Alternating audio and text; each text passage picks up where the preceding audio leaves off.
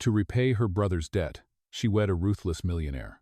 But on their first night— Hello everyone, before we begin today's story, I have a small favor to ask. Please hit subscribe and turn on the notification bell so you never miss our channel's new videos. It is quick, free, and the best way to support us in bringing you more dramatic stories. Your support means the world to us. Where are you watching from? Drop your city or country in the comments below. Thank you very much. Now, let us return to our main character. The gray sky hung low over the small college town in Texas. The rain came down steady, tapping against the cracked sidewalks as a young man hurried beneath an old umbrella. His name was Mark Davis. He was 23 years old, a law student juggling night shifts and the weight of his late father's debts. His shoes were soaked through, his backpack heavy with books, and his heart heavier still with worry. That night, as thunder rolled in the distance, his phone buzzed. Unknown number. He hesitated, then answered. Mark Davis speaking. A woman's voice came through, calm and commanding. Mr. Davis, this is Eleanor Brooks. I would like to meet with you. It concerns your financial situation. He frowned. I am sorry, who are you? How do you know about my— I know enough, she interrupted. Meet me at Brooks Bistro at 7 o'clock this evening. It is important. The line went dead before he could reply. By the time Mark arrived at the restaurant, the rain had turned into a downpour. Brooks Bistro glowed softly under its golden lights. Inside, the scent of roasted coffee and warm bread filled the air. Sitting at the far corner, poised like a queen among mortals, was a silver-haired woman in a tailored suit. Her presence commanded the room without a single word. Mark, she greeted, motioning to the chair across from her. Please sit. Oh. He obeyed, unsure why his chest felt tight.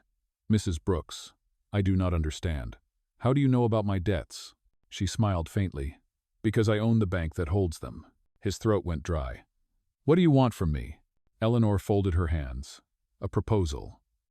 I will erase every penny you owe and fund your mother's treatment. In return, you will marry me. The world seemed to still. Rain streaked down the windows like silver veins.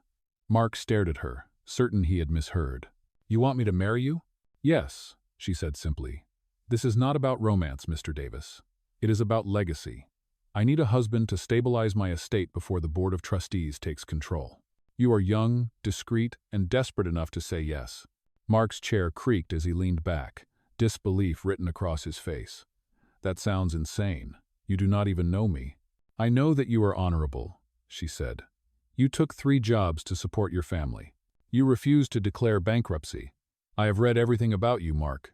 You remind me of someone I once loved, a man who never took the easy way out.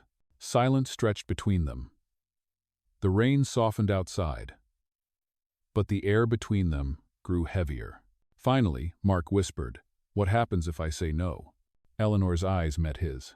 Then your mother loses her treatment by the end of the month, and your brother faces jail time for unpaid loans. You have until midnight. Mark felt the world tilt. He stood, pushing the chair back with trembling hands. I need to think. Of course, she replied coolly. But remember, time is a luxury you no longer have. That night, he walked home through the storm, water soaking his clothes, lightning flashing across the sky. The sound of thunder mixed with the echo of her words. At home, his mother sat at the kitchen table, pale but smiling weakly, while his younger sister studied beside her. When he told them about the offer, silence filled the small room. His mother reached for his hand. Mark, if she can save us, maybe this is your chance. You have carried our burden long enough. He shook his head, voice breaking. You are asking me to marry a woman I do not love. I am asking you to live, she whispered. By midnight, the storm had faded, leaving behind the scent of wet earth. Mark stood by the window, staring into the dark, the contract lying open on his desk. His pen hovered over the page, trembling. Finally, with a deep breath, he signed his name. Outside, lightning flickered one last time, sealing the deal that would change everything. The morning after he signed the contract, Mark barely slept. The storm had passed, but the air still smelled of rain and metal. He watched the sunrise spill pale gold across the small apartment he shared with his mother and sister. The paper sat on the table between half-empty coffee cups, its ink dry and permanent. His name, Mark Davis, looked foreign now, like it belonged to someone else. By 8 o'clock, a black car waited outside their building. The driver stepped out, crisp suit, dark glasses, polite but distant. "Mr. Davis, Mrs. Brooks asked me to escort you to her estate." The word estate made his stomach tighten. He kissed his mother's forehead, promised he would call, and followed the man into the car. The ride was long and silent. Skyscrapers gave way to rolling fields, and then to an iron gate that opened with a low mechanical hum. Beyond it stretched acres of manicured lawns and fountains, glinting under the morning Sunday. The mansion itself looked like something out of a history book: white stone columns, wide balconies, windows tall enough to swallow a person whole. Inside, servants moved quietly, efficient and unreadable. The scent of lemon polish and roses lingered in the halls. Eleanor waited in the grand foyer, wearing a cream suit that matched the marble floor. "Welcome home, Mr. Davis," she said. Her tone was smooth, almost kind, but there was no warmth behind it. Mark nodded stiffly. "Home is a big word," Eleanor smiled. "You will get used to it. Dinner is at 7. Until then, my assistant will show you to your room." The room was larger than his entire apartment. A king-size bed stood at the center, the linens crisp and untouched. A painting hung above the headboard, two ships crossing paths in the night. He stood there for a long time, feeling the weight of silence pressing down. At 7 sharp, he joined Eleanor in the dining room. The table could seat 20, yet there were only 2 plates. Silverware gleamed under the chandelier's soft light. He tried not to fidget as she cut into her meal with delicate precision. "I trust you found everything satisfactory?" she asked. "It is different," he said carefully. She looked up, her blue eyes calm. "Different is good. Comfort makes people weak." Her words stung, but he said nothing. She poured him a glass of wine, the liquid catching the light like blood. "Tomorrow morning, we will register the marriage. There will be no ceremony, no press. The contract begins, the moment you sign, in front of the clerk." He hesitated. "And after that?" "After that," she said, "you will be Mr. Eleanor Brooks. You will accompany me to business events when needed, maintain appearances, and keep your personal life private. In exchange, every debt tied to your name will disappear within a week." Mark's throat tightened. "This is a transaction to you." Eleanor's knife paused above her plate. "Everything in life is a transaction, even love, though people pretend otherwise." The clock on the wall ticked loudly between them. Outside, rain began again, soft against the tall windows. When dinner ended, Eleanor stood. "The staff will prepare your suit for tomorrow. Rest, Mr. Davis. You will need your strength." Alone again, Mark wandered the halls. He found a library lined with hundreds of books, a piano covered in dust, a staircase that split in two like a choice he could not make. Every step echoed his doubts. He thought of his mother's tired smile, his sister's hopeful eyes, the promise he had made to save them. In his room, he sat on the edge of the bed and opened the top drawer. Inside lay a small velvet box. When he lifted the lid, he found a plain gold ring and a note written in elegant script. "Appearances are everything. Keep it on, and keep your silence." He turned the ring in his hand. It was heavy, cold, and far too real. Lying back on the bed, he stared at the ceiling until dawn began to lighten the sky again. Tomorrow, he would stand beside a woman he barely knew and promise a life he did not want. But for his family, for the chance to start over, he would endure it. He whispered to the empty room, "1 year. I can survive 1 year." Yet somewhere deep inside, a quiet voice asked the question he dared not answer. What if this year changes everything? The next morning dawned gray and silent. Clouds hung low over the city courthouse as Mark stepped out of the car. The air was cool, damp from another night of rain.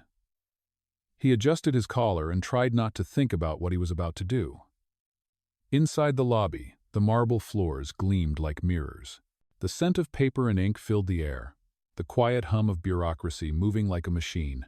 Eleanor stood at the counter already, impeccable in a dark navy suit. Her silver hair was pinned back neatly, her expression unreadable. When she turned to him, her eyes swept over his plain black suit and the tie that did not quite fit.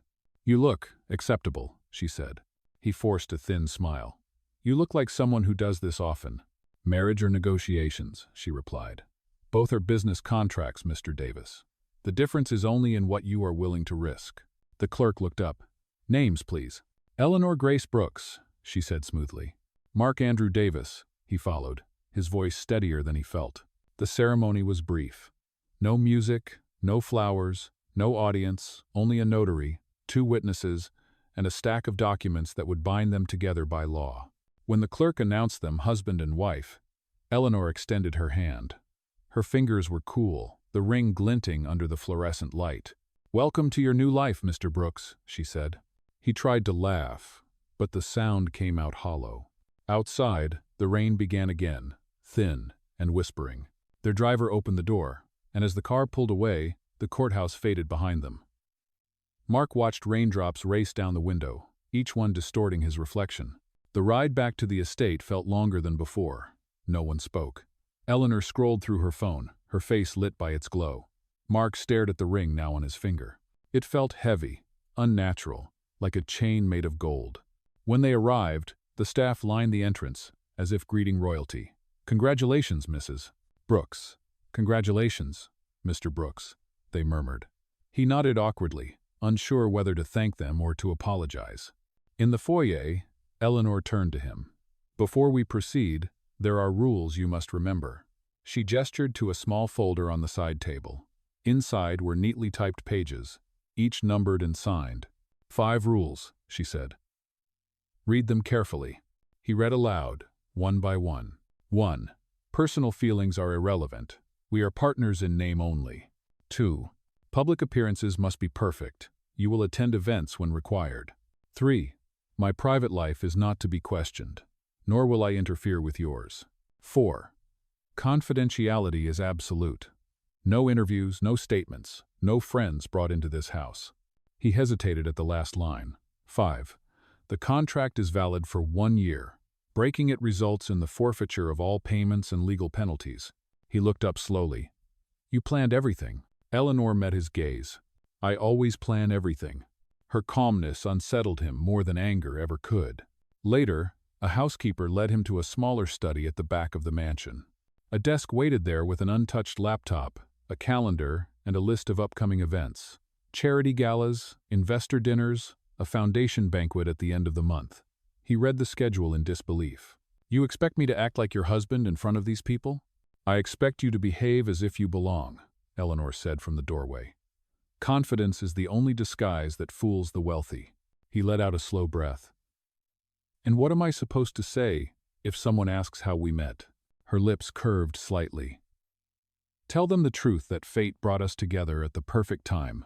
That evening, she hosted a dinner for 2 of her legal advisors.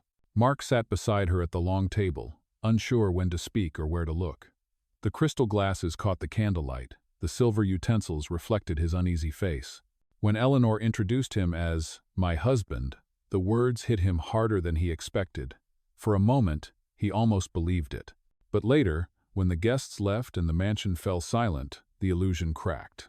In the hallway, he saw her standing by the window, her reflection sharp against the glass. For a heartbeat, she looked lonely. Then she noticed him watching. The mask returned instantly.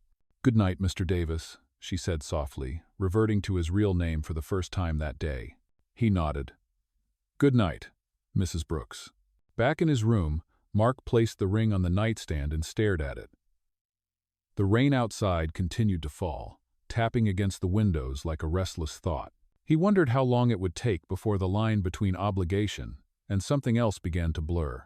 As the clock ticked toward midnight, he whispered to himself, 5 rules, 1 year, keep your head down. But deep inside, he felt the faint, unshakable sense that nothing about this agreement would stay as simple as she promised. Days turned into a quiet routine that felt both luxurious and suffocating. Every morning at 8 o'clock sharp, Mark joined Eleanor for breakfast in the glass-walled conservatory overlooking the gardens. She read the financial section of the newspaper while he tried not to spill coffee on the linen tablecloth. Their conversations were polite, efficient, and entirely without warmth. Afternoons were spent in training. Eleanor's assistant, a woman named Clara, drilled him on etiquette, speech patterns, and posture. You must not slouch, Mr. Davis, she would say, tapping a ruler against his shoulder. Smile, but not too much. Speak less, but sound certain.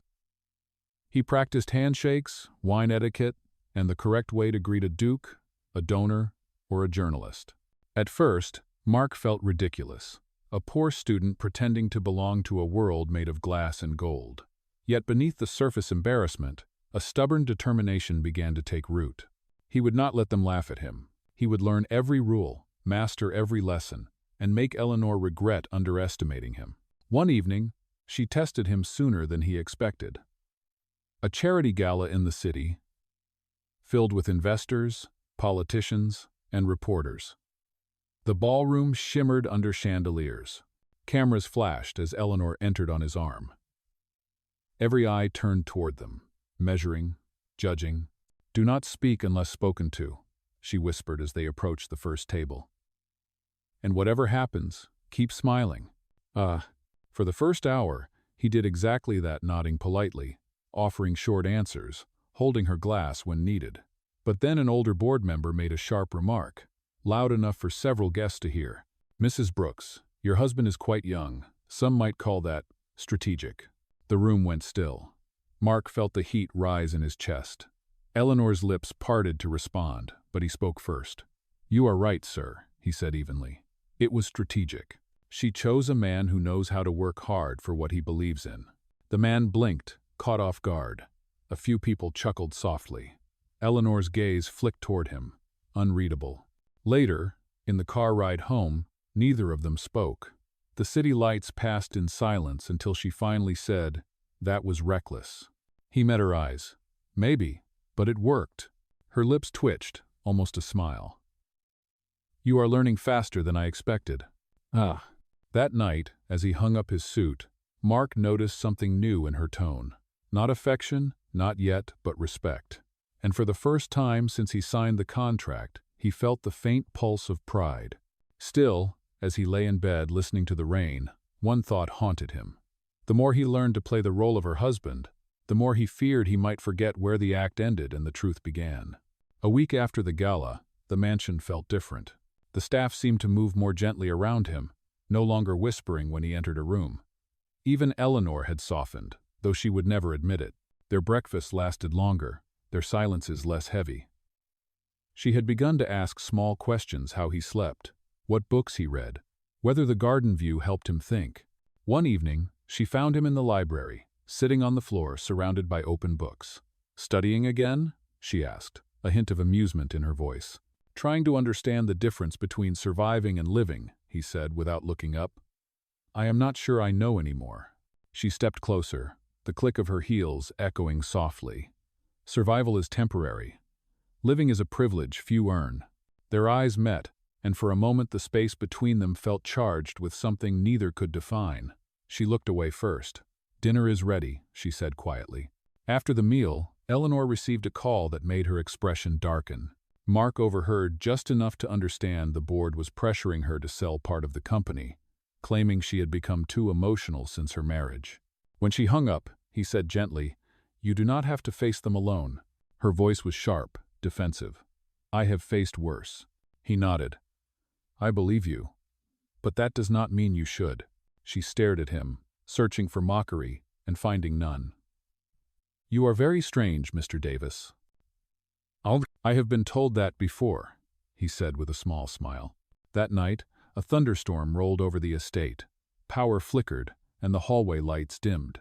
When Mark passed by her study, he saw her still working under the faint glow of a candle. Her shoulders looked fragile under the weight of the world she carried. Without thinking, he placed a wool blanket over her shoulders. She startled slightly, then relaxed. "You should rest," he said softly. "Even machines break when they never stop." Her voice was barely a whisper. "I'm not sure I remember how." For the first time, she did not dismiss him.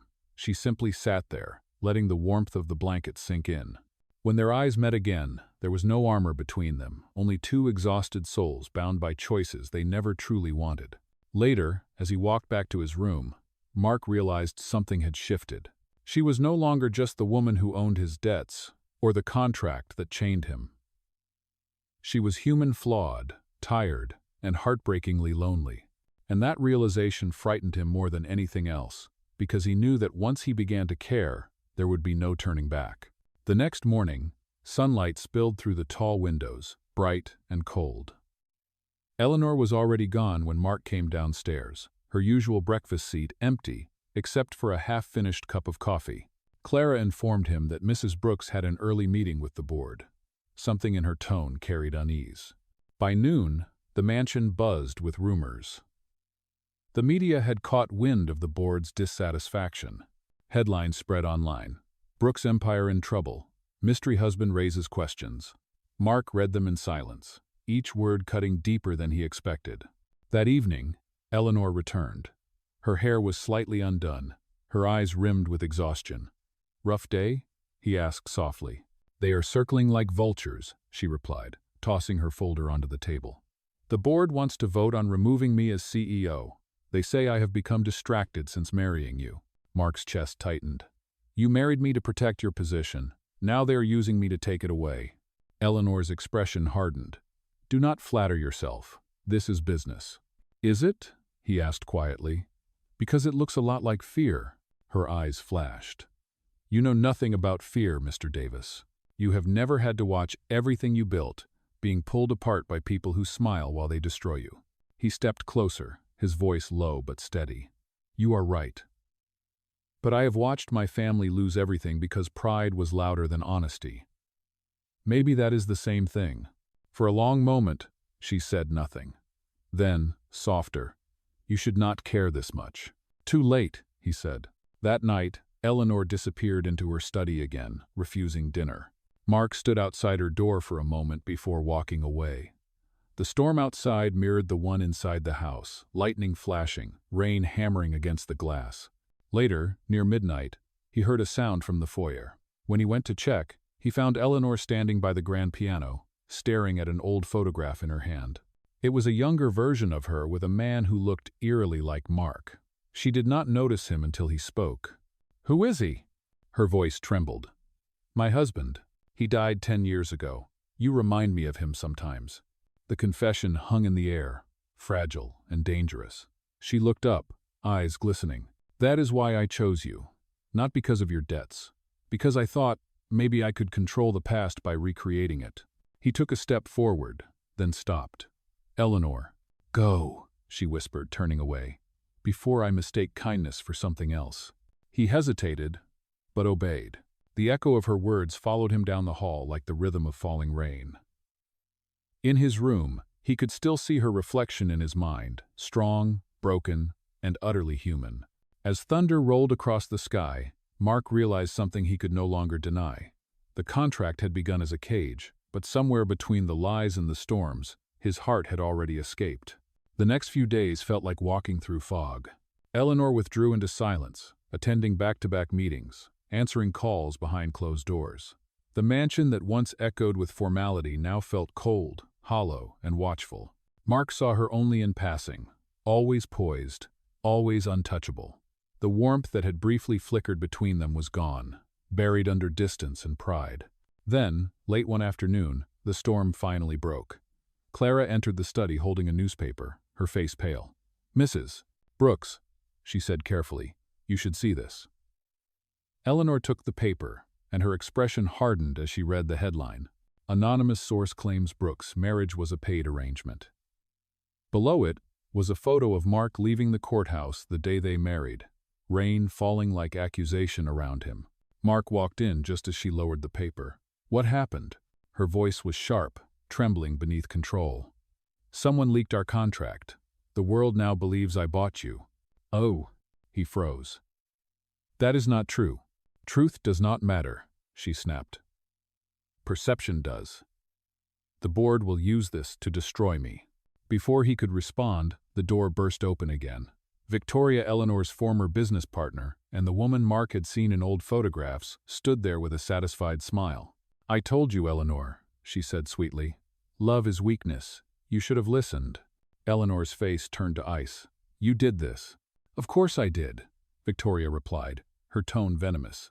"You took what was mine, the company, the respect, even sympathy. Now the world will see you for what you are. A fraud hiding behind a ring and a young husband who played his part too well." Mark stepped forward, fists clenched. You ruined her reputation for revenge? Victoria laughed softly. Do not act innocent, Mr. Davis. You knew exactly what you signed up for. Her words cut deep, but not as much as Eleanor's silence. She said nothing in his defense. Not one word. The damage was done. Within 24 hours, reporters swarmed the gates. News outlets called it a scandal. Online forums dissected every image, every gesture, every rumor. Eleanor locked herself in her office.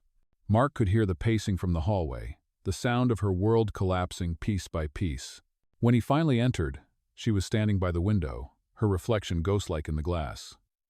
You should leave, she said without turning. I am not going anywhere, he answered. This is not your fight. It became mine the day I signed that paper. She turned then, eyes filled with exhaustion and fury. You think staying will fix this? You think loyalty can erase what people believe? No, he said quietly. But running from it will only prove them right. For the first time, her voice broke. You do not understand, Mark. They will take everything. The company, the estate, my life's work. I cannot lose that again. He reached out, but she stepped back. Go, she whispered, her tone trembling. You have done enough. He left without another word, though every step away felt like tearing something out of himself. That night, he packed a small bag and stood at the gates. The rain came down hard again, just like the night it all began. He looked back at the mansion, its windows glowing faintly, a fortress built on secrets and pride, and whispered, 1 year was supposed to save us. Instead, it broke us. As he walked away into the storm, a strange calm settled over him. He did not know where he was going or what would happen next, but he knew one thing with absolute certainty. He was no longer her obligation. He was a man who loved her, and he would fight for her truth, even if she no longer believed in his. Days passed with relentless headlines and whispered betrayal. Mark found a small apartment downtown, a place barely larger than his old dorm room. The air smelled of paint and loneliness. He picked up shifts at a legal archive, spending hours sorting documents that did not belong to him. At night, the television droned with news about Eleanor Brooks, her empire shrinking, her board divided, her name dragged through the mud. Every report felt like another wound he could not protect her from. Then one morning, while reading the paper in a corner cafe, he saw a name buried in the business section. Victoria Lennox, appointed interim CEO of Brooks Holdings. The article mentioned an internal audit and a mysterious transfer of funds made without authorization. Something about the dates caught his attention. The transactions had begun weeks before the marriage scandal broke. A spark lit in his mind. Victoria had not only leaked the story, she had been orchestrating the fall from the beginning. Mark spent the next 3 days digging through public records and company filings, connecting lines others had missed. Each document led to another shell account tied to Victoria's private foundation. By the end of the week, he had a file thick with proof of her fraud. He knew exactly what he had to do. The next board meeting was scheduled for Monday morning at the Brooks corporate tower. He arrived uninvited, soaked from the rain, clutching the folder under his arm. Security hesitated, but when Eleanor's lawyer recognized him, the doors opened. Inside the boardroom, tension hung heavy. Eleanor sat at the far end of the long oak table, her posture flawless but her eyes dim. Victoria stood near the projector, mid-presentation. We all know Mrs. Brooks's recent distractions have endangered the company, she said smoothly. It is time for stable leadership. Mark's voice cut through the murmurs. Stable leadership? You mean leadership built on theft? All heads turned. Eleanor's eyes widened. Mark? He walked forward, dropping the folder onto the table. Every transfer, every offshore account, every fraudulent report, it all leads to you, Victoria. You staged the scandal to take her place. Victoria laughed, but the color drained from her face as the documents were passed around. The board erupted in whispers. Eleanor slowly stood, her voice steady and cold. You wanted my legacy, Victoria. Now you will answer for it. Security entered moments later, and Victoria's mask finally cracked. You will regret this, she shouted as she was escorted out. When the room fell silent, Eleanor turned to Mark. For a long time, neither spoke.